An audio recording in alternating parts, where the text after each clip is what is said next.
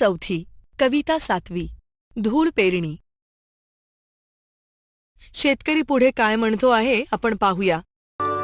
येऊ नये कधी दिवस जाचक, कासावीस डोळे बनले चातक.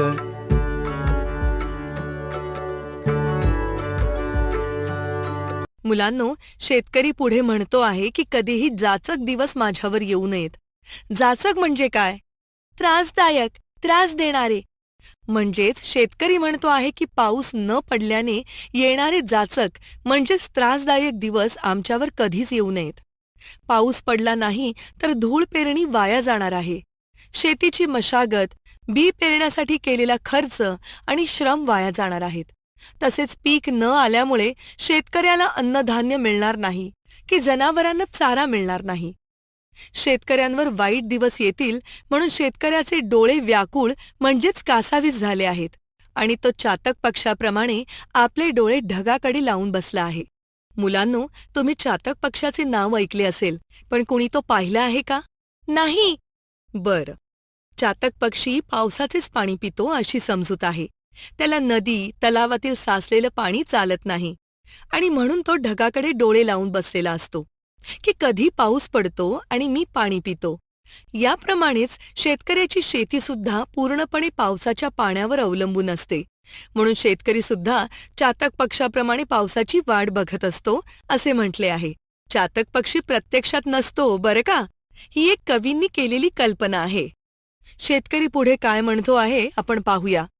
कोरडे नक्षत्र पुर पापणीला, आलेलं आभूट दूर दाटणीला.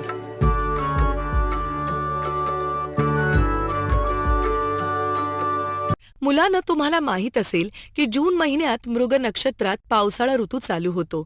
त्यामागून पुढे आर्द्रा, पुनर्वसू, पुण्य यांसारख्या नक्षत्रात पाऊस पडत असतो.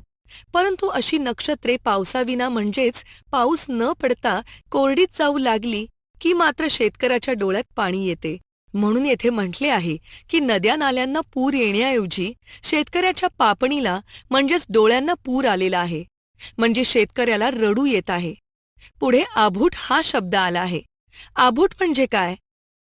आभूट म्हणजे ढगाळ आकाश मॅडम. अगदी बरोबर.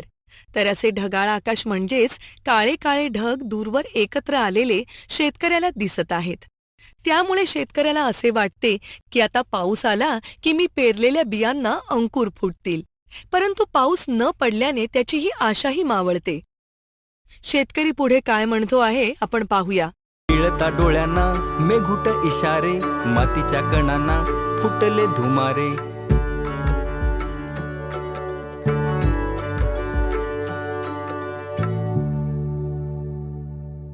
प्रथम आपण या कडव्यातील काही नवीन शब्दांचा अर्थ पाहू. मेघूट म्हणजे काय? ढग दाटून येणे. बरोबर. इशारे म्हणजे काय? खुणा किंवा संकेत. धुमारेचा अर्थ कोण सांगेल? नाही माहीत मॅडम. बरं. धुमारे म्हणजे झाडाला आलेली नवी पालवी किंवा छोटी छोटी पानं होय. येथे कवी म्हणतोय की आकाशात ढग दाटून आले आहेत आणि आता पाऊस पडणारच याचा इशारा मातीच्या कणांना मिळाला आहे. आणि आता अशी अवस्था झाली आहे की जणू मातीलाच नवीन पालवी फुटेल. म्हणजेच तिच्या पोटात असणाऱ्या बियांना आता अंकुर फुटणार आहेत. तर मुलांनो, अशा प्रकारे कवी अशोक कौतिक कोळी यांनी अतिशय छान शब्दातून शेतकऱ्यासाठी पाऊस, पाणी किती महत्वाचे असते हे या कवितेतून मांडले आहे.